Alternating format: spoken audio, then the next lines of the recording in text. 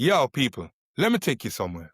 What I want you to do is picture this. It's a house. It's not a club. It's not an arena. It's a house. Somebody's auntie's front room. Carpets rolled up. The furniture's pushed against the wall. The windows are full of sweat. And there's a blue bulb in the ceiling. And a stack of speaker boxes taller than the tallest man that built them. And when the bass drops, it don't just reach your ears, it reach your chest. It moves your trousers. That's a blues. And in a certain kind of way, that's the environment that I was created in. In the dance, the selector runs everything. He's like a god in there. He decides what you want to hear and how you feel. And the rhythm on the night, it's dancehall, it's reggae, it's lovers rock, it's the heartbeat of the event. And every so often, maybe once, maybe twice in the night, the selector would give a little window, 10, 15 minutes if you're lucky, and then put on what they used to call New Yorkers. That was their title for R&B and hip-hop. New Yorkers. Hang tight, Brian. Hang tight. All of them on them, Johnny Ringo, all of them on them. And for that 10 to 15 minutes, the whole dance would shift. It would bounce in a different way. It's a different swagger. And then back to reggae music, back to dancehall. This right here, this is what this environment means to me and to all of us. This is Soundsystem. This is where somebody like me would thrive. I could joke, I could be on any kind of rhythm, whether it's hip-hop, whether it's dancehall, didn't matter. When a man say, yo, New Yorkers, run with the hip-hop style. Man say, yo, back to Bashment, we're gone with the dancehall. Seamlessly. Moves went from Kingston to the Bronx. And that's how the whole thing came together. Now, I personally didn't know it then, because it wasn't a trick to me. It was just the environment that we grew up in. But the duality was a superpower. And it was the way I built the bridge. And so in Soundboy Saturday today, we're going to speak on that bridge. It wasn't just me. That bridge is the reason why British black music sounds the way it does. It's from the blues to the block to Central C is the unbroken line. You know my name, Cersei. Born and raised in Soundboy culture. The reason why I does this is because we love it. Because if we don't tell our stories, who the fuck will? So let's talk about how Soundsystem came to Britain. You know I'm the historian, right? You understand this by now, yeah? To understand any of this, you have to go back to the boats. In the late 1940s, the Windrush generation, they came to England. They were invited to help to rebuild Britain. You know this part of the story. That was after the war. Britain was mashed down.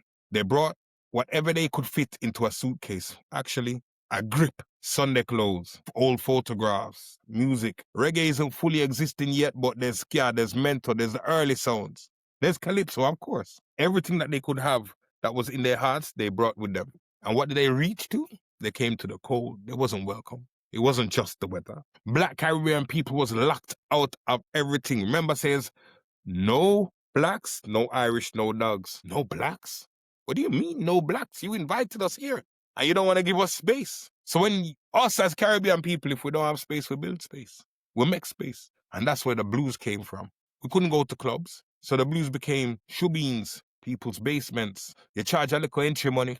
You sell like a curry goat, 2 guineas, and you play music. And that's where people came to collaborate. The sound system wasn't just entertainment. It was family. It was survival. It was the one place that black men could feel like kings after a week of being treated like nothing but dirt. And one of the first things to do that, and one of the first sounds to do this, was Duke Vin. George Forbes, back in 1956, Duke Vin took his sound system and decided to go up against Count Suckle at Lambeth Hall. And they recorded it as the first proper sound clash on British soil. So remember, I've told you this before in previous posts. Remember, it's who can draw the biggest crowd, it's who can make the most noise with their sound. Now, Duke Vin is also one of the people that helped to bring sound system early to Notting Hill, Carnival. I remember we spoke about Carnival and sound systems being invited into Carnival. That's why sometimes when these people want to have these arguments on, oh, reggae music shouldn't be a carnival. It's a different story in the UK. Because that was fighting against the system. And we ain't even spoke about Coxon International Sound from West London and, all of these people. But they carried the legendary spirit straight from Kingston to these shores. It wasn't hobbies. They want to say it was like communion, temples. Now I want you to listen close. Because everything that comes after what was born right here inside the sound system, the architecture inside the sound system, I'm going to break down for you. The selector is the man that chooses the records. He reads the crowd. He decides which producer rules the night. Today you call him a DJ, the taste maker, the influencer. He's the man that's first. Then you got the MC, people like me. Mic man, chatting over the rhythm, hyping up the crowd, knowing how to manage the crowd. Back in the day, they used to call that toasting. But them man there was the first rappers. That's before America had a word for it. Toasters. Toasties. Hear about the sound I bring? The rational sound. When it was sound against sound, it was war for war. Warring for the title. You got a dub plate, a one-off special, a tune that was voiced just for your sound. That's nice, that's cute, that's nice, that's lovely. But so do I. You have a bounty killer. Okay, that's great. So do I. But before even that, they had some man that was saying they had Bob Marley dub plates and so on and so forth, and this is still challenged. If your sound played a big tune, got a forward from the crowd, could reload it. You got elements, the selector, the MC, the dubs, clash. Gotta break that down. This same thing, this same element belongs in every single genre I'm gonna speak about coming up. That's the spine, it's in the DNA of British music. So let me show you how it got here. I'm gonna break down how Jamaica built hip-hop first, Soundsystem built hip-hop first, and then we're gonna show you how it took it to the shores. I'm gonna tell you some stuff that people don't know. I'm the historian. Remember I said that in the UK they called hip-hop New Yorkers. I was from foreign. There's certain things that still make me laugh though. Because hip-hop is ours too. So imagine you're in a dance and say, yo, New Yorkers, and it's still not foreign. But in the 1970s, in the Bronx, a young man was throwing black parties, plugging into the lamppost, teeth in the electric, had couple turntables on the go, found out about the break beat, had sold 1 or 2 dancers, Kai was bubbling on the break beat so that the dancers could dance. His name was Clive Campbell, and you guys know him as Cool Herc. Cool Herc was born in Kingston, Jamaica. But you know this story, right? You know this already. He took the sound system, the big speakers, the selector mentality, the MC on the mic. He took that whole culture, packed it up in his grip, and took it across the water to New York, planted it in the Bronx, and built it to what it is today. We know that. We know that part of the story, right? The most dominant music form on the planet is hip-hop. And hip-hop's father is Jamaican. Many people want to dispute this. I'm not here to argue with people, because only idiots argue with facts. So when hip-hop came to Britain in the 80s, remember it's in the 70s, it wasn't an invasion. How could it be? It's just homecoming. It was just coming back to the same culture, to the same roots that birthed it. The same toasting, the same sound system. It just took a little detour. It took the scenic route. It went to New York and landed in England. People didn't know that in the blues. The selector them would say that's foreign music, but all he was doing was playing the same family of music. It just went abroad and came back with a slightly different accent. You know, like when your family live abroad for a while and then they come back. So that's how it was. But Britain found its way from that. So enter Saxon with all of the fast chatters. Before the rappers and the British found their voice, there was always dancehall and the British from the 80s, them time there. Saxon Studio, International. That's from Southeast London, Lewisham, them place there. They were formed in 1976 and they did something revolutionary. They pioneered the fast chatting style, double time, triple time, on the rhythm. Now, many people try and argue. You hear Busta Rhymes breaking it down and saying the first person he heard with the fast chat style was Tipper Irie and them man there. It's a British tradition. Them man there changed the whole game forever. You gotta big up Smiley Culture, R.I.P. Smiley Culture made a tune called Cockney You know the Cockney Translation. And the next one, Police Officer. And he took them all the way to the top of the pops. That man charted in the mid-80s with these tunes, you know. He was using the flow switch. You call it code switching, right? Jamaican patois in one line, London Cockney in the next line. Cockney slang, translating it. Why? He was doing that before anybody had a term for that. The cutting edge, mixing the Jamaican, and the British. And that was the blueprint. That's everything this episode is about. What Smiley Culture did back in 1984, him and Papa Levi and them man there. Papa Levi did the God, making all right. And them man there charting. Even man like Radigan was playing them tune there on dub plate and them thing there. I believe as much as Ring the Alarm gets love for Radigan playing it, Radigan actually played them tunes there, My God, My King, and all of them London dancehall tunes there in that clash as well, and showed Jamaica that England had their thing. Tipper, Asha Senator, one of the Saxon crew were being represented. These were men that paved the way for the British dancehall culture. Didn't just survive, they won. They found ways to win. So when I speak on the culture, there's a bit of humor with the culture, there's a bit of frustration with the culture, but I'm trying to break down how the connecting wires have come together. Through the 80s, most British rappers had a big problem. They tried to sound American. 80s, 90s, they tried to sound American. The Yankee accent, talking about the block. When they live on a council estate in Tottenham or Brixton, you had man like Derek B, first British rapper to reach top of the pops. Big up Derek B. He started to bring in the half Cockney, the half New York twang, and made that famous again, code switching. Even the women were in this first fight to kind of build the UK scene, trying to carry the UK scene. You had wee papa girl rappers. I think they came from Acton, something like that. But they had Caribbean roots, St. Lucia. Their biggest tune was called We Rule. Now people, I want you to go and fact check and, October 1988, something like that. It had a bit of a dancehall edge, so, even when the hip-hop came, it was still being entwined with the Caribbean. When the women stepped on the mic in the rap world, they connected the dots again.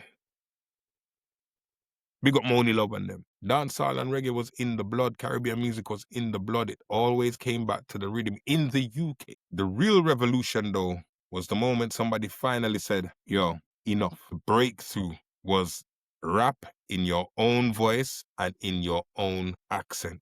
Do your thing. London Posse. We've got to welcome the London Posse. Rodney P and Bionic. They formed the London Posse in something like 86, and they've toured all over the place. They did the unthinkable, though. They rapped in their own voice. As life in London. As life in London. Proper slang. Little Jamaican patois flinged in it, and they made it into something. They call it the road style. They had a tune called Gone Money Mad. Gone Money Mad. Gangster Chronicles was the album. And I think that we could say probably was the quintessential and one of the most important albums, UK rap albums ever made. They did it when nobody else could or would. Rodney P said, for his generation, before hip-hop ever reached, it was always the sound system that came first. The sound system trained them man there, and dancehall gave them the swagger that they had. Hip-hop was just the new clothes that they put on it. It's just an old skill. Them man there. So if we're gonna credit them man there for giving London its sound and England its sound, then we gotta go up to the D-Man boys. D-Man D, Mikey J. They grew into the legend, or one of them grew into the legend that is Million Dan. But them man there, again, embraced the reggae roots. Jamaica weaving its way through. Reggae weaving its way through. The fast chatting weaving its way through. Being involved in something new, something faster, something that didn't really have a name yet, but we're moving forward. We had Asha D, we had Daddy Freddy, dancehall legends, fusing rap and reggae. They called it ragamuffin hip-hop. You see, it's all beginning to come together. And that's what I'm trying to break down to you. I need you to see the connection between the London Posse, D-Man Boys, Asha D, Daddy Freddy, Tipper Irie. They all created a fusion. They all grew up on Soundsystem, grew up loving hip-hop as well, and had no choice but to try and connect the two whenever they opened their mouths to speak to the people. The fusion wasn't a gimmick. It was just the truth of their background, who they are, where they were coming from. And then that was just London. It was never just London, people. It was the whole UK. Now everybody wants to tell this story like it just begins and ends in London. I'm telling you that it didn't. This is Soundboy Saturday. I am a sound boy. Big up Birmingham. Big up the whole of the Midlands. Let me put Birmingham on the map. Let me put the Midlands on the map and show people that that's where it belongs as well. Because we know this. The West Midlands, Moorish Delta, we're getting into the 90s now. MD7 from Newtown. Bigger crew was called the Lyric Born Click, Cypher, Jawar, Malik. These men took their cue from the UK pioneers like the Demon Boys, Hijack, Terrorist Squad, and just did it in a hard, edgy Birmingham way. So proud. The power and the glory. Listen to all that. The rain makes me feel kind of, you know? Them man, they shifted over 50,000 records out the back of a car. They had a whole community behind them. No major label, no big money handouts. It was just Birmingham. Worked 3 times as hard for half of the shine, but represented fully. Go to Nottingham, the 0115, out the Ville. Man like Scorsese, Mighty Capo, pick up yourself. Them man, they was serious. And again, spoke in their accents. They wanted to speak on Radio 1. We're not going to say the DJ car. We don't rate that particular DJ no more. But they kept the light on. Now, what I will say is we still cannot forget the UK. So the Hoods Underground from Sheffield was grinding the same way. This is outside of London. But what they would do is link up with the Midlands and create a big family outside of the capital. But the capital didn't want to. Capital tried to pretend that it didn't exist. There was a massive movement, and the points that what I want to say here though is that movement. Almost every single one of them came with Soundsystem backing. Learn their thing from Soundsystem, dancehall, reggae music. Our Soundsystem was the heartbeat that kept everything moving. I'm gonna break it down. You'd have some big hip hop artists that used to come to the UK and big hip hop DJs that used to come to the UK. But they couldn't do nothing unless they had a dancehall DJ with them. Big John 2000. Big up yourself, New 1000. Big up She-Rockers as well. They were right in there, in the building when Public Enemy toured in the UK. So much impact on the culture, and it comes from sound system. That's why the culture is what it is. To this day, sound system is involved in everybody. In everything, sorry. There's a story that says one of the Public Enemy parties, somebody let off a shot into the wall. You know that's respect. I believe Public Enemy kind of ran, and we're talking violence and savagery. But remember I told you a few weeks ago, sometimes people might just let off one in the sky out of respect. It's cultural. What's wrong with you? So again, with all of this, with this particular episode, we're trying to make the connections and show the connections where it went from the sound systems in Jamaica, created hip hop, and that hip hop came to the UK. UK created a British form of hip hop, and then it's from the sound systems. So big love to the core. Big love to the sound systems, because if it wasn't for the sound systems, we would not have the music that we have today. And so when I speak with fondness and appreciation of the influence. But it's important to know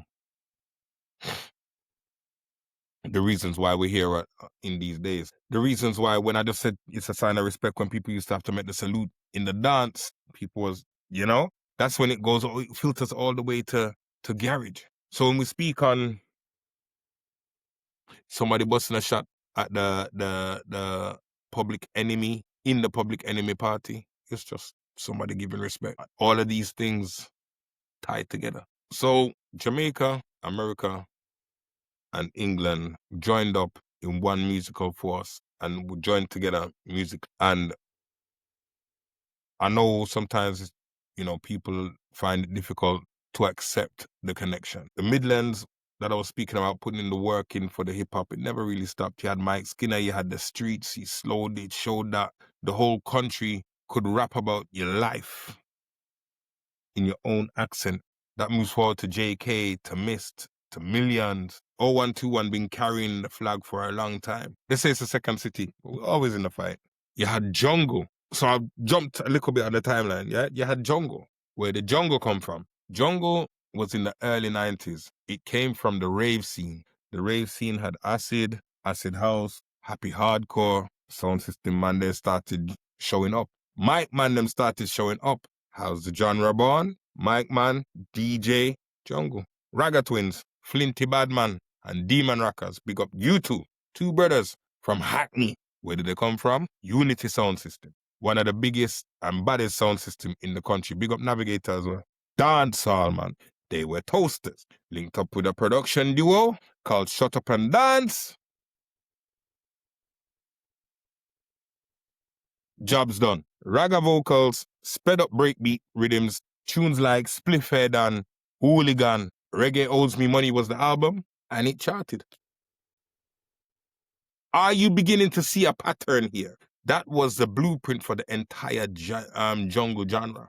Here's the beautiful thing. Flinty Badman told his story, how they brought the reload with them, how they brought the wheel up with them to jungle, to that scene, how they took it as a ritual, the pull up. Flinty will say that they carried it straight from dancehall, in the dances in dancehall, to the rave. Them man there will say they man have said they were the first ones to bring the pull up to the rave. I mean, I'd like to think it was me, but, you know, I ain't gonna argue with the Ragga twins. They paved the way for me. Don't take it from me. Take it from Flinty Badman himself. When he speaks on what they built as Ragga twins, the quote is, they took it and made a whole scene with it, a whole vibe with it. Then came garage, then came grime, then came drill, and you've got all the stems from that. They all have roots to jungle. Stop me theorizing. Talk to Wiley. Wiley will tell you. Wiley's spoken that. Wiley will say that he first wanted to be a jungle producer. Jungle, go straight back to Unity Sound, straight back to dance music, straight back to sound systems, and we go again. General Levy and M-Beat. Incredible. Number 8, 1994 in the charts. I believe one of the producers was the nephew of Sly and Robbie. And Robbie, Jamaican producers. Maybe you might feel I'm talking too much. So let's talk about how garage turned into grime, and those garage were the children of the toasters. Let's try and, it's a scientific breakdown. You can go and fact check me. So jungle speeds up and slows down and smooths out and then becomes UK garage. And the MCs who jump on garage were who? Same culture. It's a sound system youths to the core. Right there, when I speak on garage, I gotta big up the queen. I'm not calling no names just to call names. I gotta big up the queen who carries the rhythm. Stush. Big up Stush representing South London every time. She made the garage anthem $sign with Sticky in 2002. And she describes herself in her very own words. She says she's a cross between a Jamaican DJ MC and a Cockney MC. Jamaican DJ and a Cockney MC. You hear that? Do you hear that? That's what Smiley Culture said back in the 80s. Cockney translation all over again. That's what London Posse said when they spoke on road style. It's the blues all over again. The Jamaican DJ and the Cockney MC in one woman. That's Stush. She started as a singer on the reggae circuit and crossed into garage. Dancehall came first, and it will always come first for somebody like Stush. And that thesis is the thesis of this whole episode. She's a woman holding the exact same bloodline as every man that I've spoken about tonight, and woman that I've spoken about tonight. Alongside her, you got Miss Dynamite. Came up through pirate radio, and the dance was drawn to reggae and dancehall and hip-hop, of course, as a youth. Before, she went and won the Mercury. You had Glamour Kid, Top Cat, Richie Dan. All dancehall MCs bringing real bashment flows to the garage dance floor. Grime then. Okay. Grime gets harder and faster after garage. Yeah, garage becomes grittier, goes to 140. Heavy bass. The youth start spitting over it. Fast tempo. East London. Early 2000. How did they organize themselves? Pirate radio. Rinse. Cool FM. Deja Vu. Broadcasting from tower blocks. From rooftops. Sound system. Same strategy. Same strategy that the parents use. They now take over the airwaves with. Oh, let's talk about this. The Clash. The MCs warring lyric for lyric. The Reload. The dub plates. I mentioned them before. Man like Wiley, Esky Beat, Roll Deep. That's the crew that gave the world Dizzy Rascal, Skepta, JME, Pay As You Go Cartel, like the list goes on. More Fire Crew, the list goes on. What's changed? Oi, who's that More Fire Crew? First track to top 10, take the top 10. Then after that, Lethal Bizzle comes out with Pow, with the forward rhythm, sound system to the world. Nasty Crew with Kano, D Double, Gets, Soundsystem. Like a Soundsystem would be a crew, and you have MCs on the crew, and you get, you see what I'm saying? So when we speak about the pioneers and we speak about the links and we talk about this culture and what connects the dots, what joins the dots within this culture, we're fully speaking about how sound system is fully ingrained within UK hip-hop and UK music. So when they're doing their whole things on UK music is black, and when there's awards being given and people are recognizing that blah, blah, blah percentage of this and that, I would argue there is no form of music in the UK that cannot trace its roots to sound system culture in some way, shape, or form. You're going to tell me rock, you're going to tell me whatever. Down to Oasis, down to Noel Gallagher speaks on this. So you can't tell me nothing. Anyway, this was Cersei. This is Soundboy Saturday. I do this and speak every week on deeper knowledge and deeper pieces of the culture. Because if we don't tell our stories, then who the fuck will? Like, share, subscribe, follow, tell your friends. We out here.